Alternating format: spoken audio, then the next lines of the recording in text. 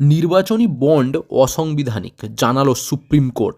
শীর্ষ আদালতের তরফে বৃহস্পতিবার 5 বিচারপতির সর্বসম্মতিতে বলা হয়, রাজনৈতিক দলের ইলেকটোরাল বন্ড বা নির্বাচনী বন্ডের মাধ্যমে রাজনৈতিক দলগুলিকে আর্থিক সাহায্য নাগরিকের তথ্যের অধিকার লঙ্ঘন করে। এই আইন সাংবিধানিক। লোকসভা নির্বাচনের আগেই সুপ্রিম কোর্ট এই রায় দেয় অত্যন্ত তাৎপর্যপূর্ণ। এদিন সুপ্রিম কোর্টের প্রধান বিচারপতি ডি.আর. চন্দ্রচূড় বলেন, নির্বাচনী বন্ড অসাংবিধানিক ও বিধি বহির্ভূত। ইলেকটোরাল বন্ডের ব্যবস্থা রাজনৈতিক দল ও আর্থিক অনুদানকারীর মধ্যে সুবিধার সম্পর্ক বা কুইড প্রো কিউ ব্যবস্থা তৈরি করতে পারে। ভোট দেওয়ার ক্ষেত্রে তথ্যের অধিকার আবশ্যক। ভোট দেওয়ার জন্য ভোটারদের প্রয়োজনীয় তথ্য জানানো জরুরি। নির্বাচনী প্রক্রিয়ার গুরুত্বপূর্ণ ভূমিকা পালন করে রাজনৈতিক দলগুলি।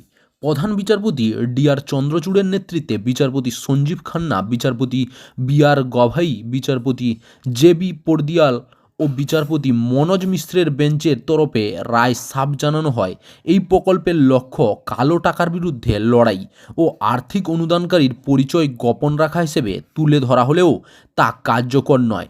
নির্বাচনী বন্ডই কালো টাকা রাখার একমাত্র উপায় নয়। এদিন শীর্ষ আদালতের তরফে স্টেট ব্যাংক অফ ইন্ডিয়াকে ইলেকটোরাল বন্ড বিক্রি বন্ধ করার নির্দেশ দেওয়া হয়। নির্বাচনী বন্ডের মাধ্যমে 2019 সাল থেকে এতদিন অবধি যে আর্থিক অনুদান সংগ্রহ করেছে রাজনৈতিক দলগুলি, তার বিস্তারিত তথ্য জাতীয় নির্বাচন কমিশনকে জানাতে বলা হয়েছে। আগামী 13ই মার্চের মধ্যে নির্বাচন কমিশনকে এই তথ্য তাদের ওয়েবসাইটে প্রকাশ করতে হবে। প্রধান বিচারপতি ডি.আর. চন্দ্রচূড় বলেন, 5 বিচারপতির বেঞ্চে সর্বসম্মতিতেই নির্বাচন বন্ডকে অসাংবিধানিক ঘোষণার সিদ্ধান্ত নিয়েছে। আমারও বিচারপতি সঞ্জীব খান্নার মত ভিন্ন হলেও আমরা সকলেই এই সিদ্ধান্তে উপনীত হয়েছি।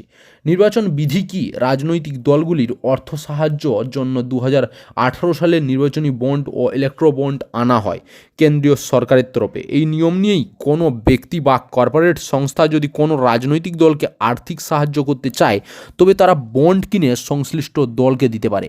রাজনৈতিক দলগুলো সেই বন্ড ভাঙিয়ে নিতে পারবে, কিন্তু কে কত টাকা বন্ডের মাধ্যমে অনুদান পাচ্ছে সেই তথ্য প্রকাশ করা হবে না।